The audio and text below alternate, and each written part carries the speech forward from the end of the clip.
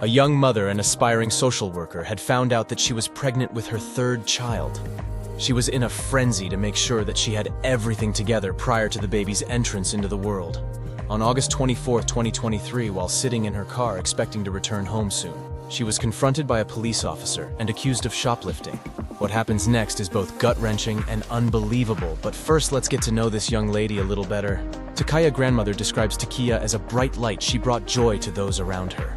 Her grandmother also reported with joy in her voice that the young mother was a prankster. She enjoyed wreaking prank havoc on her brother and sister. The mother of 2 boys was very excited that she was actually going to have a girl.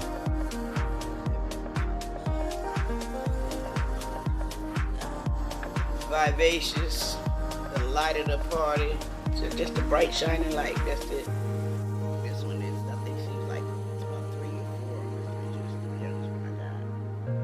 She was laid back on the couch. Honey, yes Lord, she was a prankster. She loved pulling pranks on everybody. She get her brother and her sister the most because she know I don't like that.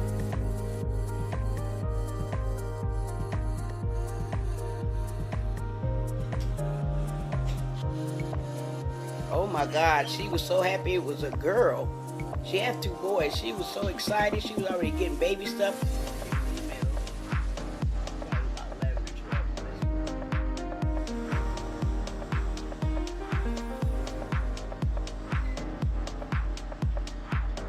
They approved her housing, low-income housing in Sandusky, and the letter came yesterday. And I just found that out by her aunt yesterday. And that kind of hurt me to my core because she was waiting for that letter. She'd have been so happy with that 3-4 bedroom house with them kids and that new baby. It would have just been... On August 24, 2023, she went to her nearby Kroger store to do some shopping. She nor her family knew they had seen each other for the last time. The young mother is seen walking into the Ohio State-run liquor store inside of Kroger with a large purse in her hand. Next, the camera flips to her in an aisle.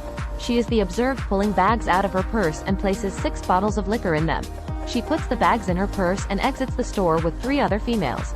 The video shows her and the females walking at a high rate of speed toward the door.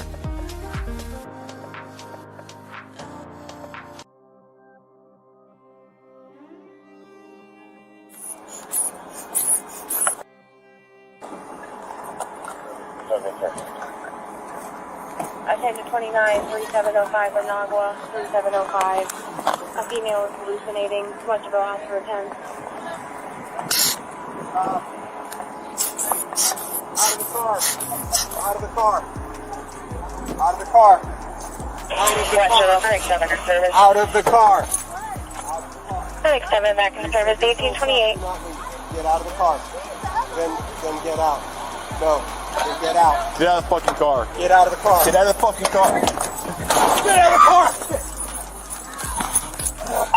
Shots fired. Shots fired. Stop the goddamn car. Stop the goddamn car. We're going to have a 44 on the question now. She's going to be at.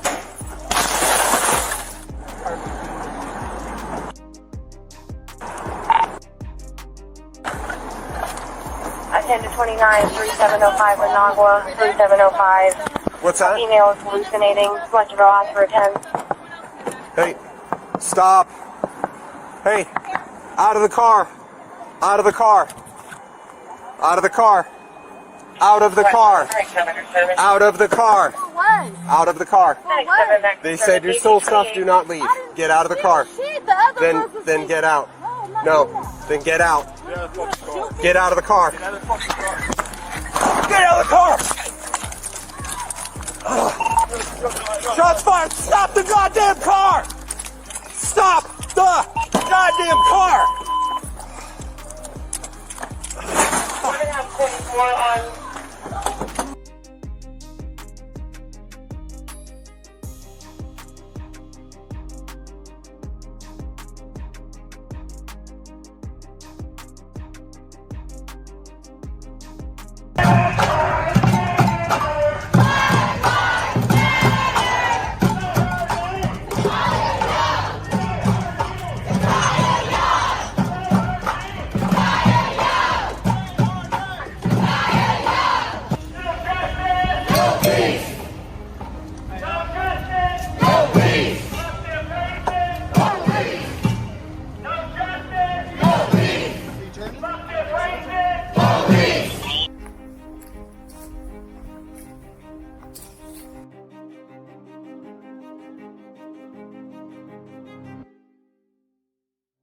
I want to brief the community on a tragedy that recently occurred which resulted in the unfortunate loss of life of a local woman.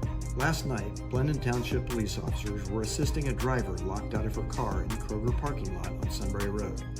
As the officers were helping, a Kroger employee pointed out to one of the officers that someone who had stolen bottles of alcohol from the store was, at that moment, fleeing. Store employees later reported that several suspects had been stealing items, but that the other suspects had fled in other cars. However, this particular female suspect, who had been pointed out to the officer, was in a Lexus sedan with no license plates and parked in a handicapped spot right in front of the store.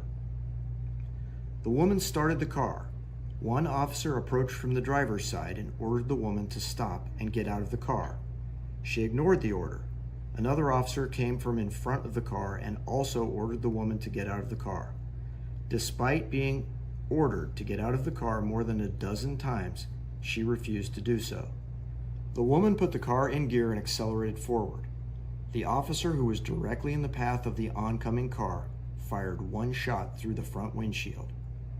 The body camera footage that I've reviewed also confirms that the officer was directly in the path of the car. The car kept moving and officers ran after it for about 50 feet. It then came to a stop on the sidewalk outside the store. Because the driver's door had been locked, officers immediately broke the driver's window so that they could attend to the woman and begin medical assistance. They also immediately called for emergency medical services.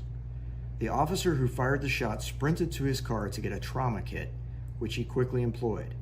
A passing emergency room doctor assisted. The woman died at St. Anne's Hospital, which was the closest emergency room. I wanted a thorough and independent review of this incident. That's why I immediately asked the Ohio Bureau of Criminal Investigation to handle the investigation. Our department is fully cooperating with them. Out of an abundance of caution, I placed both officers on administrative leave. While this woman had previously been charged with crimes involving theft and fleeing from the police, our officers did not know that at the time. Following the Bureau of Criminal Investigation's work, I will do the normal review to determine if policies and procedures were followed. In every case, we hold employees accountable if they violate policies, procedures, or the law. We will release the body camera footage of this incident as soon as the necessary legal redactions can be made.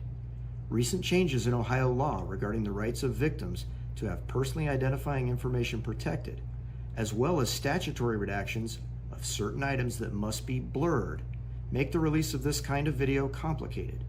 Nonetheless, we will act with as much transparency as we legally can. Every loss of life is a tragedy. The family of the woman who died is understandably upset. I've personally spoken with a member of the family, and I will continue to keep them informed about what's happening. The next steps in this matter will come from the Ohio Bureau of Criminal Investigation, which is actively reviewing all of the facts. The community deserves to know the truth.